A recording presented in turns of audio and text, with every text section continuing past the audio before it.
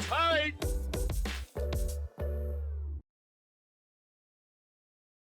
Good morning, everybody. I'm Phil Kantor. I'm the president of Darcy Partners, a technology scouting and market intelligence firm working across the utility landscape. And we're going to spend the next 45 minutes or so taking a look at net zero goals and how we're going to reach that using technology and strategy. Before kicking off here, I just want to thank our panelists for joining us this morning, and can take a second for each of them to introduce themselves. Hi, my name is Sonny Elebua. I lead strategy and sustainability for Exelon. Exelon is a regulated transmission and distribution electric company present in the Mid-Atlantic and in the Midwest with 4 main utilities. Hello, I'm Angel Lance. I am a founder and CEO of management consulting firms and the National Public Utility Council, or the NPUC. The NPUC focuses on bringing utilities together to talk about the road to net zero and what's working and what isn't working. I'm Alejandro Moreno. I am the Senior Career Executive in the Department of Energy's Office of Energy Efficiency and Renewable Energy, and we cover the vast majority of the technologies that we need for the clean energy transition, including all renewables, all sustainable transportation, vehicles and fuels, buildings, industrial technologies, and advanced manufacturing. I'm Eric Dresselhuys. I'm the CEO of ESS. We're a long-duration energy storage company based in Portland, Oregon. Great, thanks all. So as we kick off this morning, let's imagine that positive scenario. Let's imagine we're sitting here in 2050 celebrating. We've hit our net zero goals. Everyone's hit their targets. In that scenario, just to start us off here, what were the key things that went right that enabled us to hit those goals, both for your org and then more broadly across industry? Sonny, you want to start? Yeah, I'll go. Thank you. That's a really, really good wish that we would achieve net zero by 2050, and anything is possible. So, well, for us to achieve net zero by 2050, sitting in that world, I kind of take the mindset of a lot would have happened. There would be demand and supply shifts necessary for us to, particularly in the energy sector, that will be required for us to achieve net zero in 2050. Obviously, the utility, I think, is at the center of it. We know exactly what needs to happen in terms of, like, we have broad strokes, good guidelines. We know it's about cleaning up the electric grid. It's about electrifying where possible, focus on reducing wastage and using energy the right way. And when it's not possible to electrify, try and minimize the carbon intensity of, the fuels that is being used. So either look for clean fuels or look for abatement technologies. So if you can do those 4 things over the next 20, 30 years, I think we have a good chance. For me personally, 2050 would look like, first of all, we've built a resilient grid, a grid that is capable of withstanding what we're currently seeing today as the very strong effects of physical changes that are happening in the climate as well as cyber. We would have built a reliable grid, because in this world in 2050, we're talking about 50–60% of the economy being put on the back of the electric sector. So the grid needs to be more reliable.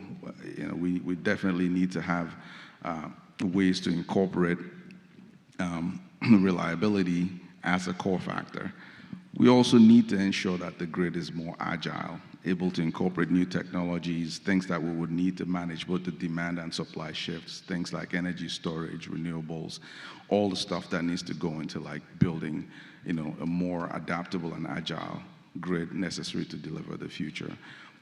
But in addition to all of these grid changes on the demand and supply side, one thing that always comes to mind is the word affordability. And I know, it's almost a moniker now. It has to be affordable. We need to ensure that we don't leave our communities behind. And how can we do this in a manner that everyone, is a part of this transition towards a net zero future? The final point I'll make along affordability is we're talking about spending huge amounts of capital to invest in transitioning a system that is currently in place and has been in place for over 100 years, and we're trying to do it in 30 years, right? So it's going to take a remarkable shift. Now, the investments offer great opportunities for economic empowerment of our communities.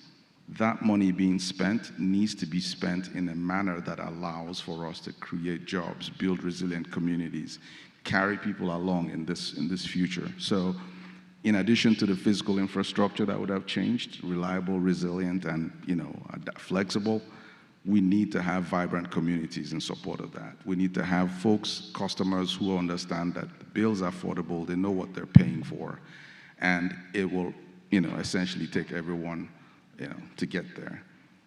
But like I mentioned, doing everything in 30 years means there's a need for heavy orchestration. We have to rethink everything, our business models, regulatory structures, investments in technology, planning tools that are available. A lot needs to change for us to achieve 2050. And I think that that's where we need to focus the discussion. Angel, you have the opportunity to work across a lot of utilities. I'm curious for your perspective here. Well, first off, we're there in 2050, right? And everything is good. We're there. This is awesome! Yeah, like, it's amazing. This is exactly. We did it. Like, I couldn't agree more with everything that Sunny said, except for, yeah, finally. Like, that makes me want to dance a lot. I actually think that Sunny said it all, except for maybe, because I was going to capitalize on things like we need to rebuild our infrastructure entirely, and we need to invest dramatic amounts of money into that. And not just as a utility sector, but as a society as a whole in all sectors. We need to put money into the rebuilding of infrastructure and into its operations thereafter. Similar to the way that, like, maybe if you think about Microsoft, right? Microsoft started and they got capital, and then they, in their garage or whatever they did with Bill Gates, I don't know.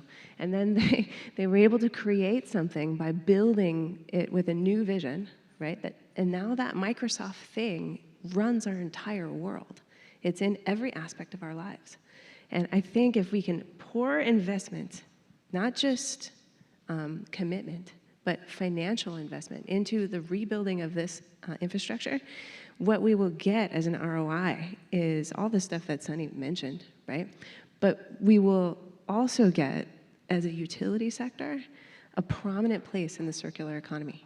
We will be the drivers, and in every household, in every livelihood, moving the world, right? So ultimately, we're in 2050, everything's great. What did we do? We poured a ton of money in it. We invested in a rebuilding of an infrastructure, and now we capitalize on those rewards by owning a circular economy.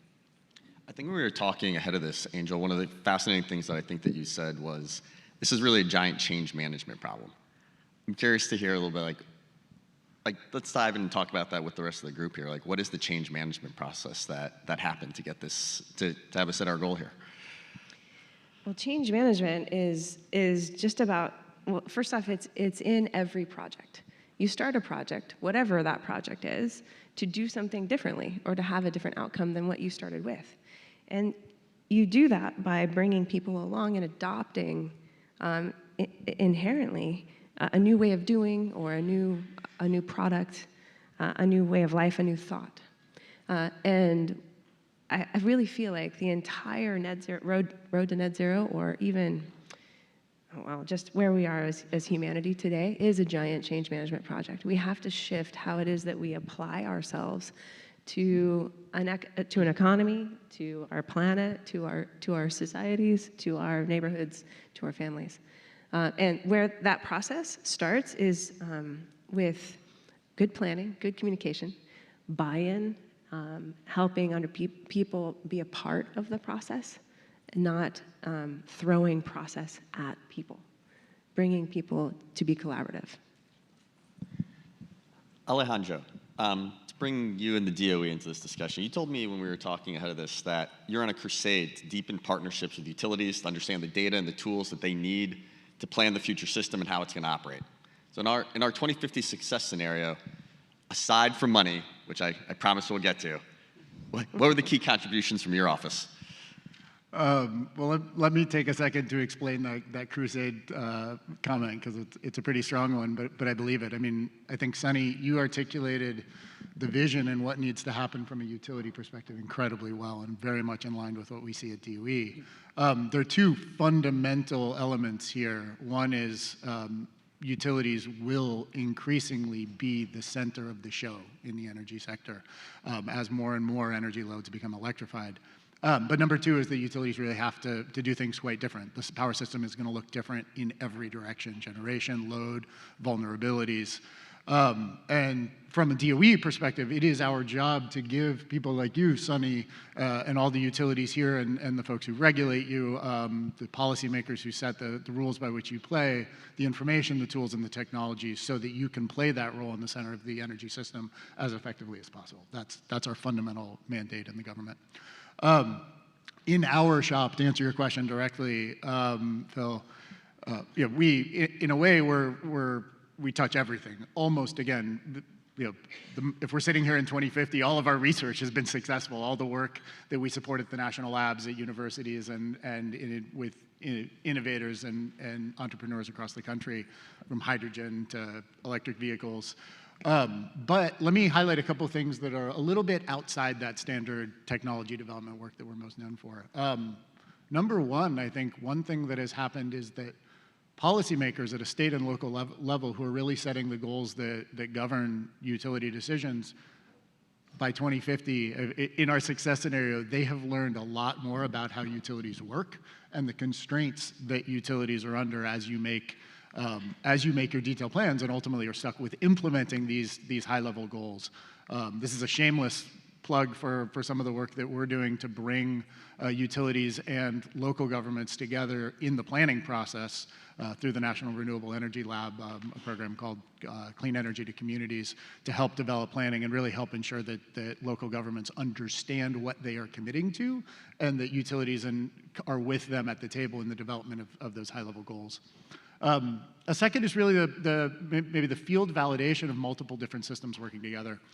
We have a lot of work that does this, a big program called Connected Communities. We like the word communities in the name of our programs, which speaks to something else you said, Sunny, but that effectively pilots integrated distribution side systems with aggregated load, distributed solar or other generation EVs, and actually utilities, we work closely. They tend to be the primary recipients of this work, but in partnership with homeowners, building developers, car companies, et cetera, to really get real-time data on how different consumer choices and technology choices are interacting, and we need to understand that much, much better in order to be successful.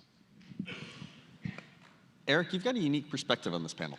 You're actually leading and scaling a technology company, long duration energy storage, that's pretty key to unlocking renewables and helping us hit our 2050 target here. At my company here, we're seeing more and more of these pilots that are being run, many of them with promising early results.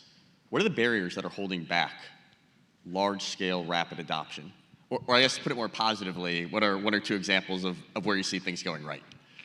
Yeah, well, and if it doesn't bother anybody, I'm a paranoid person, so, you can't see half the room. You wonder who's coming after you.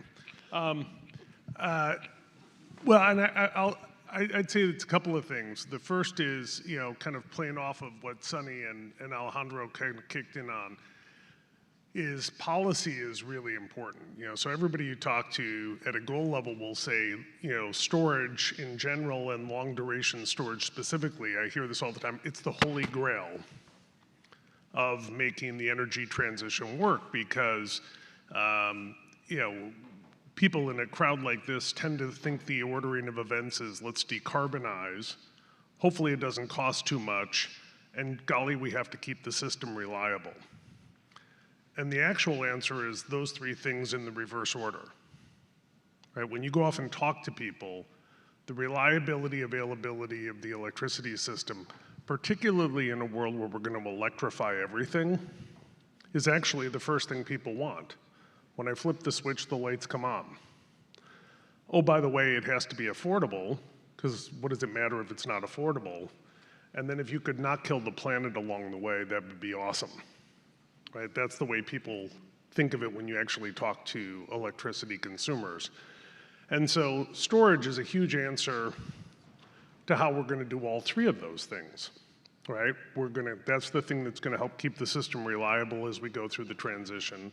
It can be critical to the affordability and really the cost efficiency of how we implement renewable energy.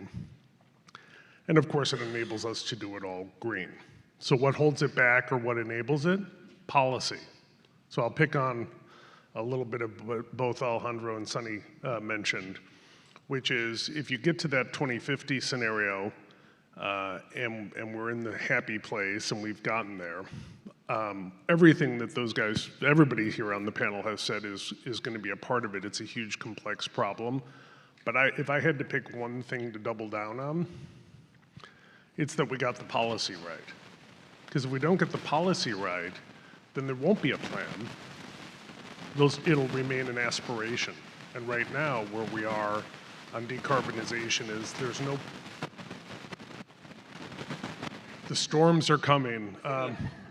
We don't actually have a plan for decarbonization in the country. I'm sorry if that at 9 o'clock in the morning, 10 o'clock in the morning, that bums everybody out. We have an aspiration, but we don't have a plan. And so we have to kind of go from having the aspiration, having the goal is awesome. Like you got to have that first. But now we have to translate that into a plan. And when you actually start to do a plan and you put the policies in place to drive the activities, then things like our business will instantly kind of get to scale because you say, wow, I can't solve the problem without doing that.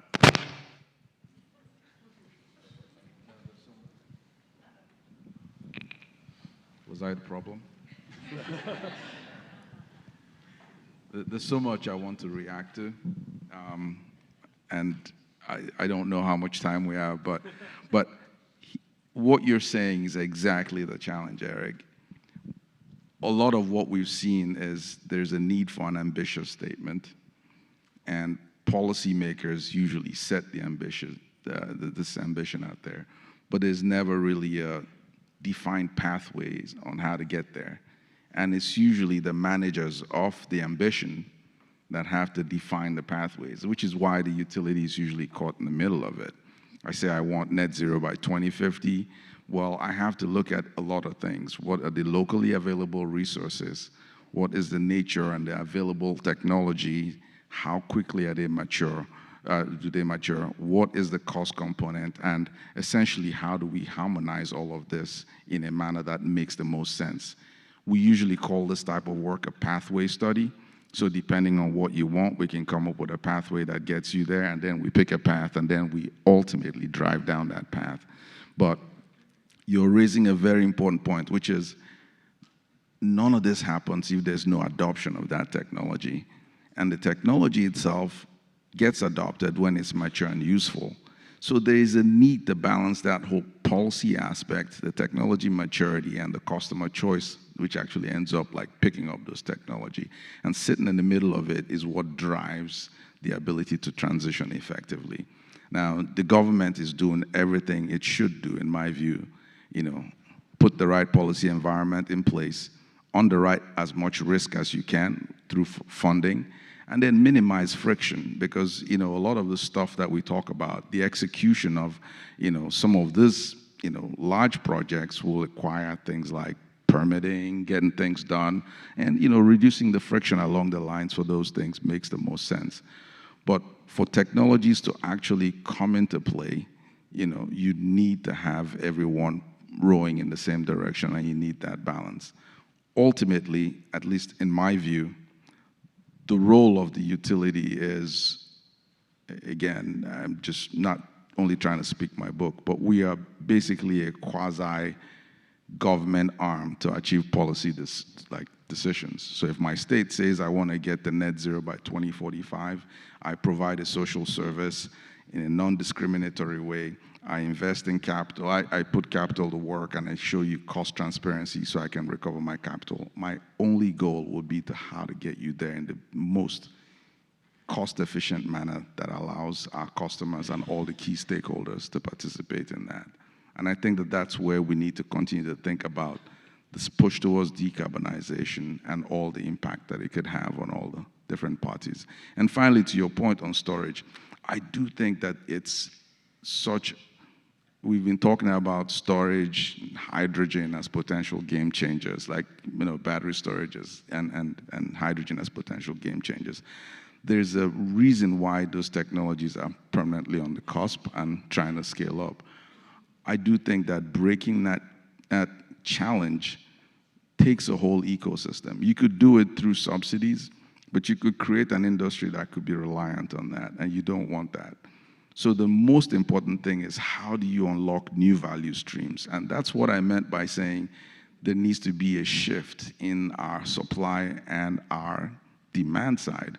Because if you are allowed to tap into multiple value streams, you could potentially drive down the cost and the buy down cost, and ultimately the supply chain will mature quick enough for you to actually make some of these technologies easily used and are useful in the context of a decarbonization. So. Can we just follow up on that for a second, Sunny? Like, how do you think about evaluating adoption of new technologies and the role that utilities have there? I guess particularly in some of those hydrogen, geothermal, CCUS, which are going to be critical to actually reducing that last 20% of emissions in harder to abate sectors, but maybe a little bit earlier stage.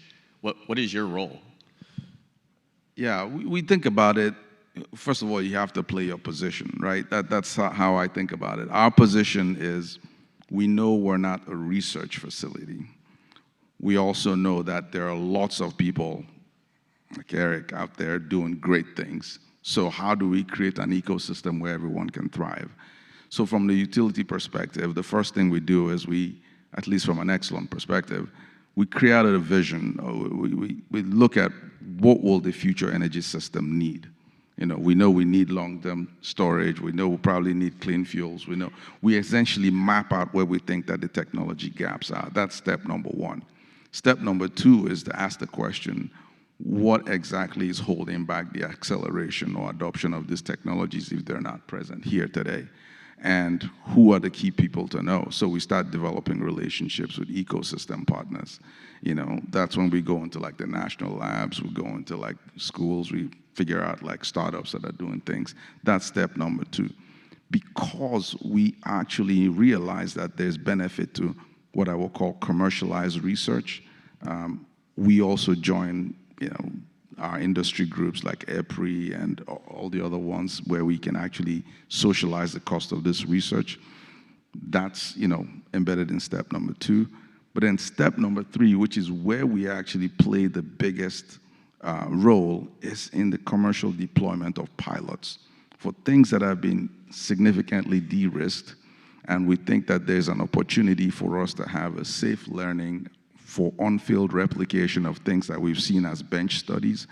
We tend to provide our platform as the place for you to do that. So, while we're not going to be interested in the material sciences that enables us to change the cathode technology or allows you to get into like long-term storage as a breakthrough science, if you give us a gadget that works and you say this is a 8-hour solution that is cost-effective and can actually work for some of the situational constraints that we need. It has a thermal endurance, it's safe, it has a good biological footprint, etc. And it actually fits the use case. We have a constrained load pocket. This can actually come in here and help us out from a reliability resilience play. Obviously, we will think about how to incorporate that as a pilot in our system. So that's sort of how our approach to evaluating technology. We're not on the front end of where we think the national labs, government will be in terms of underwriting risk. We're not on the back end of just buying things from OEMs. We're somewhere in the middle of ensuring that we have safe places to pilot, in addition to exploring some of those vendor contracts so we can actually accelerate, adopt mature technologies. One of the threads that we've been hitting on in this conversation so far is that coordination challenge across a number of different bodies. Federal, state, local, legislative, regulatory, different parts of value streams.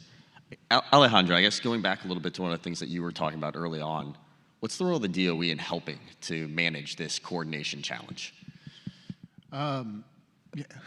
What is it now, or what is it in that world of 2050 when we've all achieved our goals might be a slightly different question, but let me try to tackle both of them. I mean, DOE has, in addition to the money, of course, our roles are potentially very influential, but they have to be somewhat targeted. Part of the reason there isn't a DOE plan for how to decarbonize is that we don't have the authority. And certainly one of the fastest ways to get most of the country to not do something is have the federal government come in and say, hey, you know what we think you should do?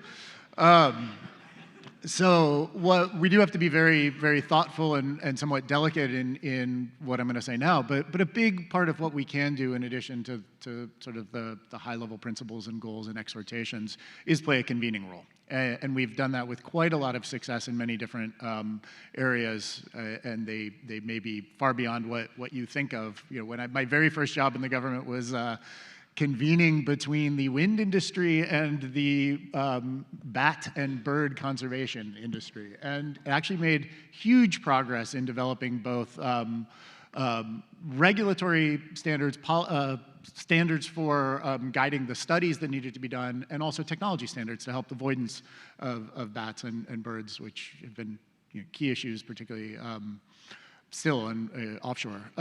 And at a utility level, that is still something we can do. We do fairly often through organizations like through NASIO and through NARUC, working obviously with state policymakers and regulators, through NRECA and some of the utility membership groups. But I think there's probably a role for us to go deeper here.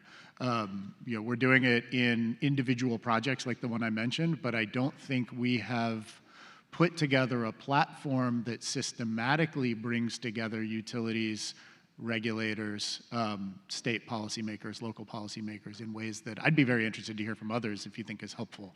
I know there's been some conversation of utilities feeling like often they get sort of de facto put into that coordinating role, and that doesn't seem entirely either fair or effective. And it is potentially a role that I think DOE could play well, so very interested to hear more. Eric, you talked about a couple of jurisdictions where you've seen things go right. Do you want to give a couple of those examples? Yeah, and I think you can look at political jurisdictions, and you can just look at some individual organizations that have stepped up. I know they're coming on the agenda tomorrow, but if you haven't heard the SMUD story, I would strongly encourage you to hang out. Go out tonight, but don't go out too late so that you're fresh for tomorrow, because SMUD's an interesting case where they're in California, so politically it's maybe a little bit more of a running start. But they set out, their board told them, we want an actual plan to get to 100% decarbonized grid, and you got to get there by 2030, not 2050. And you can go to the SMUD website and you can read the plan. There aren't so many organizations that have gotten that granular and specific to lay out a plan to show a specific path and specific projects and how you implement it, or what I like to joke with, they did the math, right? And actually put in a plan to do that. If you look in some jurisdictions, and I'll pick on Australia as a relatively good example, it's like everywhere, it's a little bit chaotic at times in terms of the policies. And how they've gotten implemented, because they, like we have here, have a balance between federal and state, and so there's, kind of a lot of moving parts.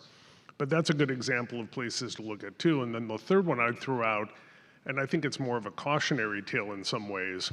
I was just at a thing in Los Angeles yesterday where everybody was saying, we're a lot further behind Europe. Now, I actually don't think that's true. From my experience, and we do work in Europe, I don't think that we're in the US that we're behind Europe. But what is interesting is what Europe's had happen that we haven't had happen here is they had an existential crisis step in called Russia and Ukraine. And that has forced everybody to come to grips with how they're going to accelerate the transition to solve an energy security problem.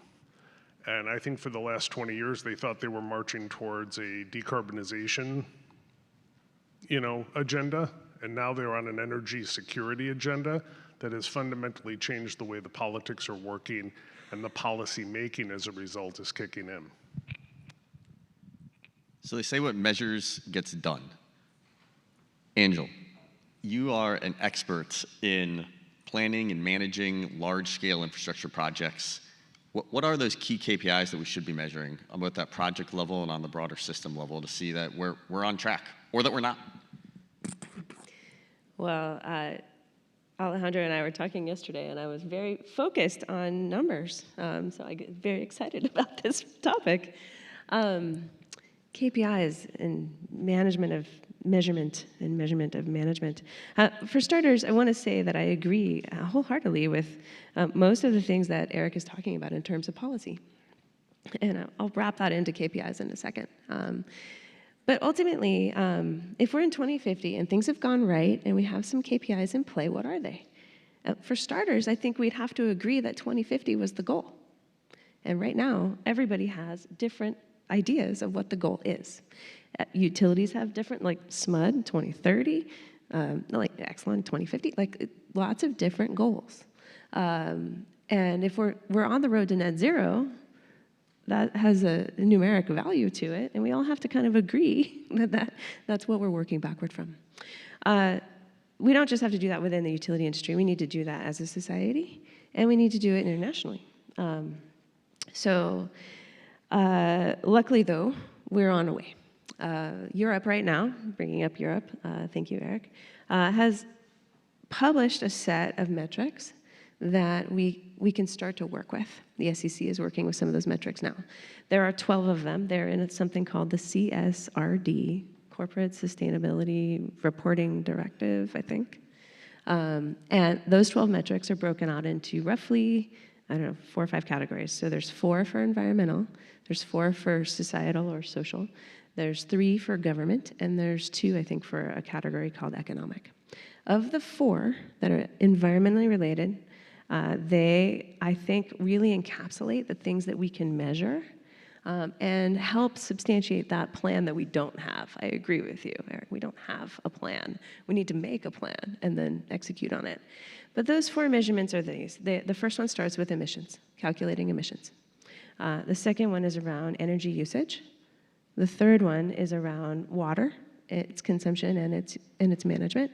And the fourth one is around waste management. And I love those topics because waste is energy waste, it's materials waste, it's all kinds of waste, right? So if we're in 2050 and we have done this right, we have done a couple of things. We've created policy that support metric and management. We have agreed on what those metrics are. And like any portfolio or project management office, we have a whole bunch of different styles of projects, but we agree that they need to, in order to be successful, currently they need to be on time, on budget, within scope, right? We agree on what that looks like, what success looks like. So in the same context for net zero, we need to agree what these measurements are, and then we need to roughly follow in concert how it is that we measure our progress collectively. Luckily, there's some stuff out there that we can start to work with. The SEC is currently modeling their latest rulings after the CSRD. That's really challenging for me to say. And this process of like international collaboration is alive and well and in development. So the plan is near, the metrics are near, the adoption is far. So if we're in 2050 and this worked, we make that plan, we agree on those metrics, and then we just do it, and we get to work. That's what I think. Son, you want to jump in? Yeah, I think this, fully agree, CSRD is probably going to be a game changer, but I do think that this is a multivariate equation. We're solving for greenhouse gas reduction, and it's one that we should measure for sure. So tabulating how we're driving down emissions is important and how we categorize that. But there are also other things that we probably need to track along the way. The thing about setting a goal is when you set a goal, you need to have a path to get there. That path needs to have a cost. The cost is usually associated with the level of investment that you need to make. Those investments need to drive outcomes.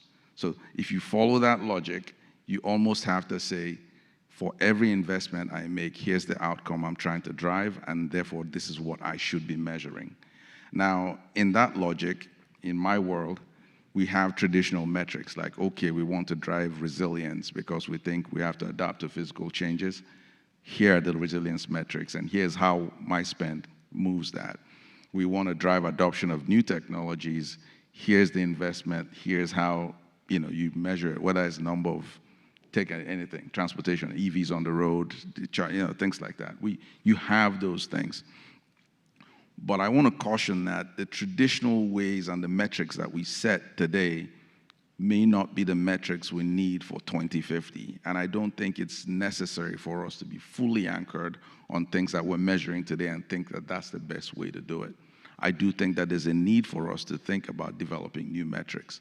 I also think that there's a hidden aspect of this because we talk about things like we need to shift society. People need to change their relationship with energy if we're going to achieve a decarbonized future.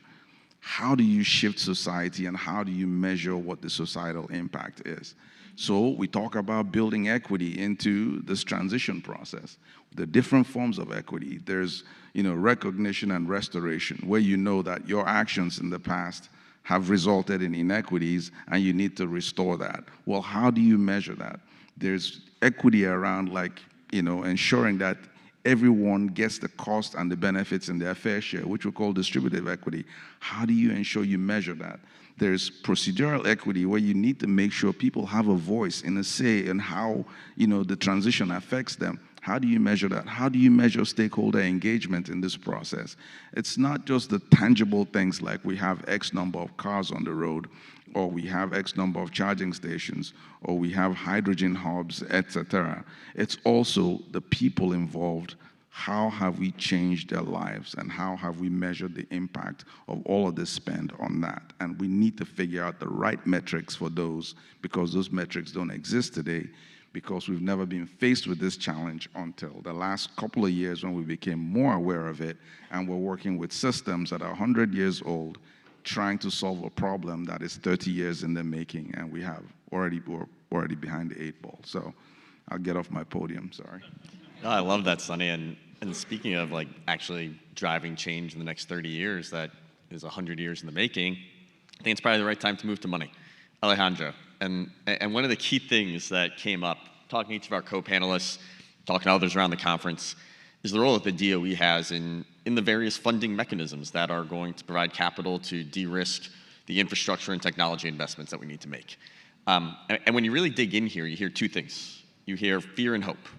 You hear the fear that if done wrong, you're at the risk of creating an economy that's dependent on subsidies, or that encourages projects which are transient and shut down when a tax break lapses.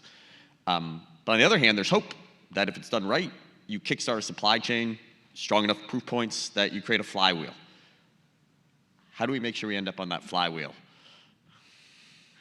This is not a softball question. I do want to very quickly, though, just reemphasize, Sonny, what you just said about both new metrics and the importance of really recognizing that how projects may perform on existing metrics differently based on the evolution of the system. And that is another role that DOE can get engaged in and often does. I'm very interested to talk to folks if you see value there, but appreciate you saying that. Now that I've successfully dodged the question.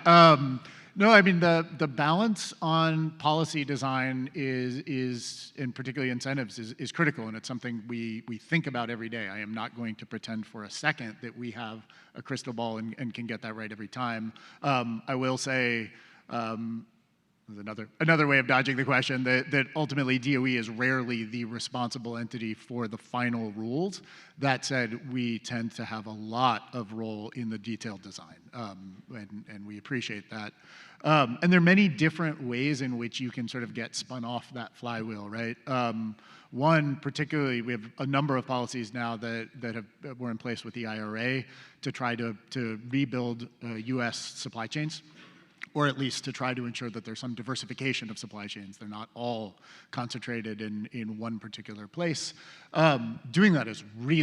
Doing that well is really tricky, because if you do it too quickly, then you prevent the ability for cost-effective components to actually be delivered and utilized, and then you kill the whole market. If you do it too late, you end up not achieving the goal.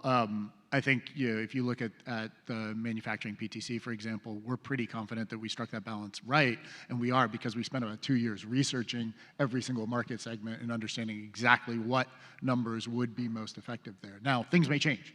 We don't know, but certainly these are not decisions that are made sort of at fly by the seat of your pants. There's a huge amount of analysis that goes into it.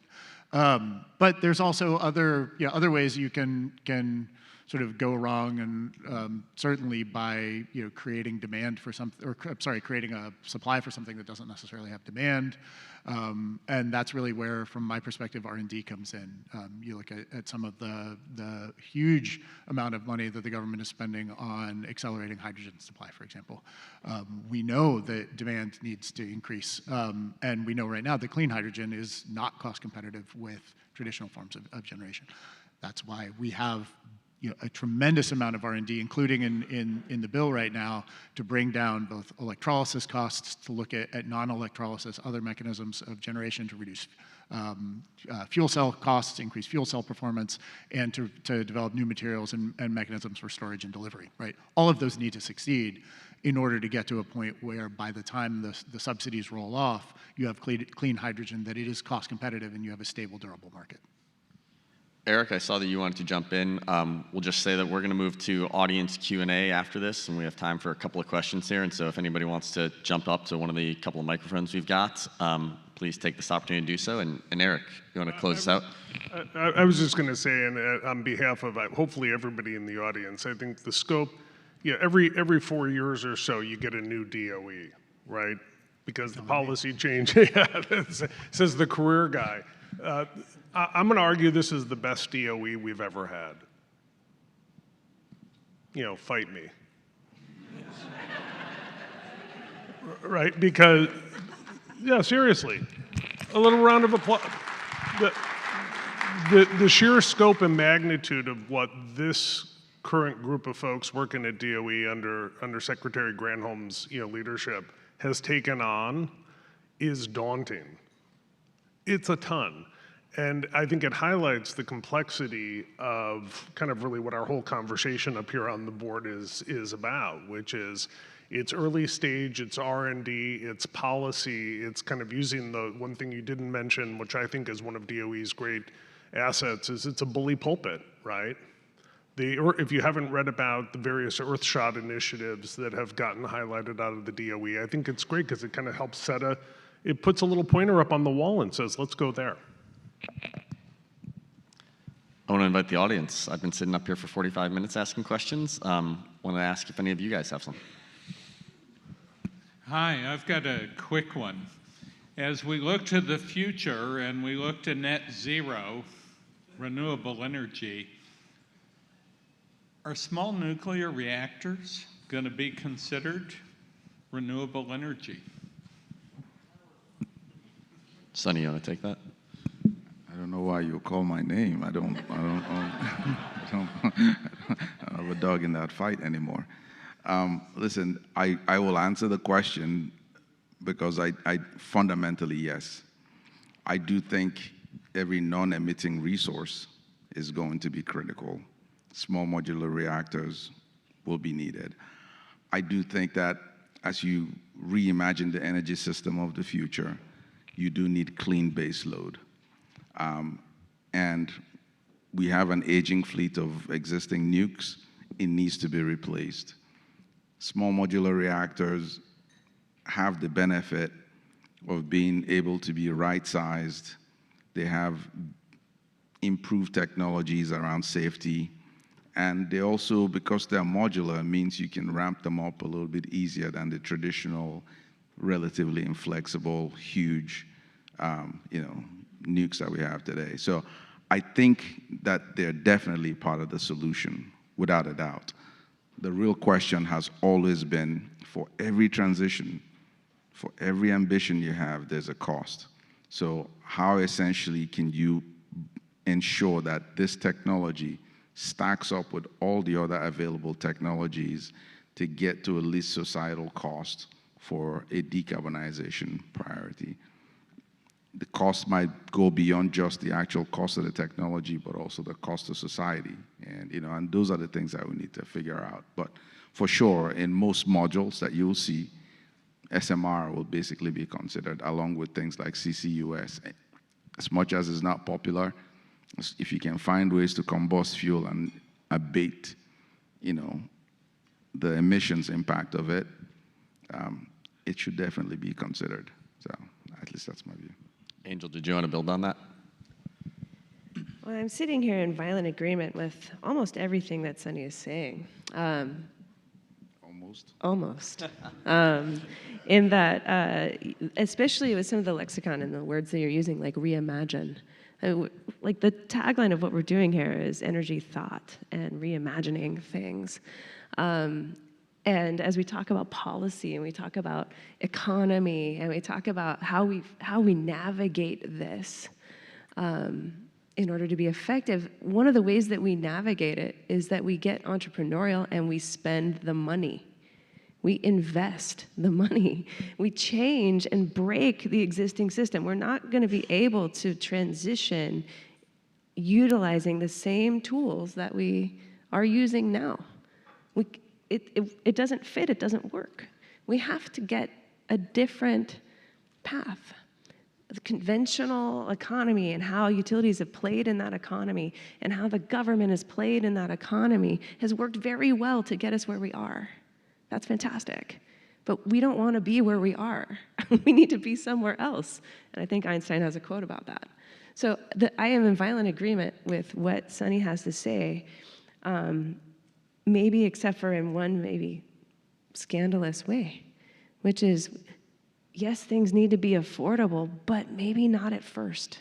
We have got to invest in our future, in its rebuilding, which includes small modular reactors, and it includes nuclear, it includes everything.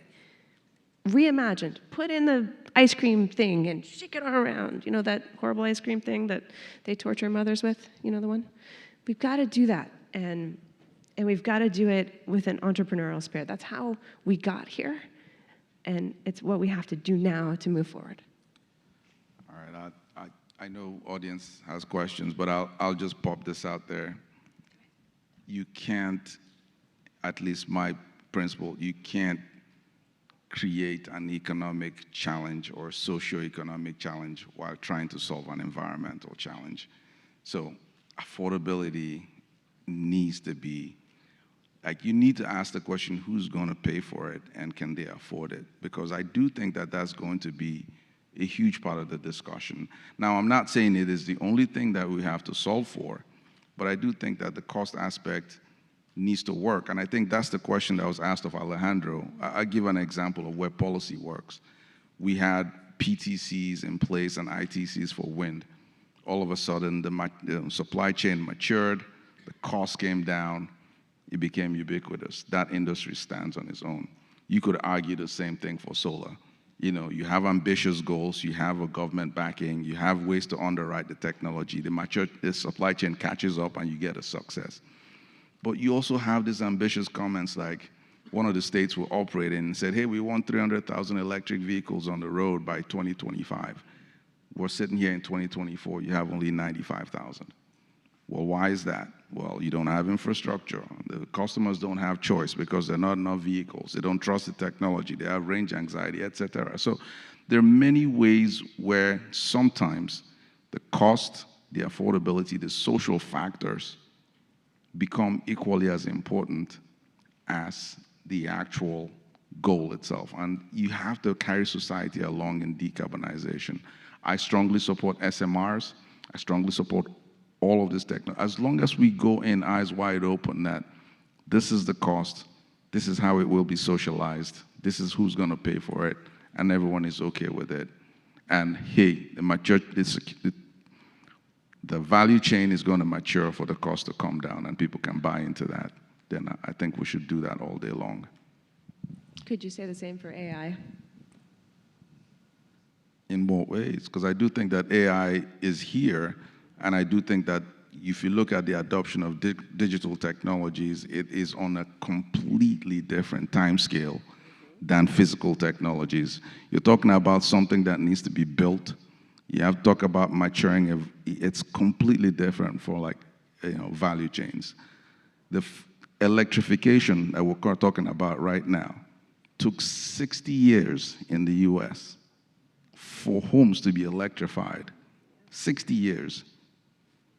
We're talking about adoption of generative AI and/or, let's use the Apple iPhone. How many years do you think before the S-curve became vertical? 5 years. You're not comparing the same thing. There are physical aspects of infrastructure development that are completely different from some other forms of physical infrastructure and completely different from software. AI, I think, will probably be on a very rapid S-curve, and as a result, we probably will be able to manage the cost a little bit easier. Want to take one more question from the audience, please. Mike Hale, CPS Energy. Fascinating panel, number one. I think this was just an amazing discussion. Sonny, kind of want to tag off something you just ended on the balance of cost and investment. From Exelon's standpoint, utility sector, we're in 2050, so kind of take us back to the imaginative. We're there. Where did you have to make the biggest curtailments in investments or reduce cost in operations of how the utility sectors? It's a really tough one.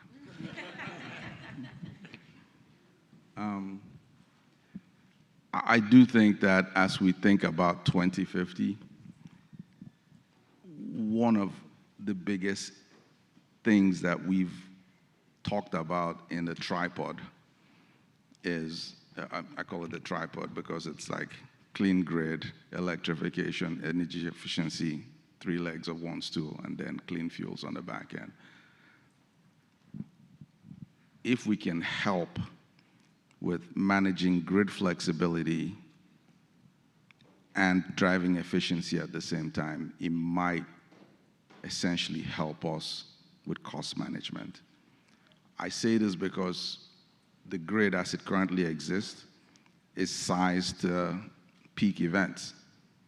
But the capacity utilization of the grid, when you build for a 1 in 100 scenario and it doesn't really happen, it means you're basically sitting at a little bit of an underutilization of capacity. So the real question here, and I'm speaking in relatively lay terms, not the technical terms, is can you reduce the level of investments required to drive things like electrification by just shifting how and when people use energy and making your load more dynamic? Because if you think about it, I keep talking about this 100-year problem. We built the system in a monolithic way. We basically said large centralized generation pipe down to homes. And if you had to reimagine the grid today, you probably reimagine all sorts. You probably reimagine the generation side not being so large and centralized. You probably have more combined heat and power, flexible ramping load that is clean. And it lends it to things like SMRs and things like that. On the grid, on the supplies, on the demand side, you probably think more about like flexible demand that can respond to shifting supply. If you're able to achieve those, you can actually have better grid utilization without the need for extreme investments. And I think that that's where we're trying to get to. Required, there would be a lot of investment to get us to net zero, so I'm not minimizing that at all. We need investments in transmission, bringing new generation upstream, but even things like new load from like, computing, generative AI, are there ways that we could actually mute the impact on the existing grid? That to me becomes a function of grid efficiency and utilization of grid, and that to me helps cut down some of that. Plus, some of the things we talked about in adjacencies here, like using new improved information technology to drive down costs, like your O&M? Can you reduce your costs as a result of, being more efficient in how you do your back office supports? Those things are going to be super important, because the more you reduce your O&M, the more you have the ability to deploy capital, and the less you have an impact on the customer bill. And the O&M piece of it, to me, is essentially the back office support and some of the stuff that we do on a day-to-day basis. And those are the ways that we're thinking about it. We're on a very, we're focused on capital efficiency, and we're focused on cost management, because that creates the headroom for investment. But we're also focused on optimizing the use of the grid. Because if you optimize the use of the grid, you might not need to make as many and as huge an investment as you think you do need. But I don't want to take away from this discussion to be we're saying no grid investments, because that's not true. There would be a huge amount of grid investments. And I'll probably cap this off by saying, yesterday I was listening to someone, and he said, it's an equity analyst, and he said, utilities make up about 2% of the S&P 500. The amount of money that will be required to fund the transition from the energy sector the level of investment required is the equivalent of 25% of the market cap of the S&P 500.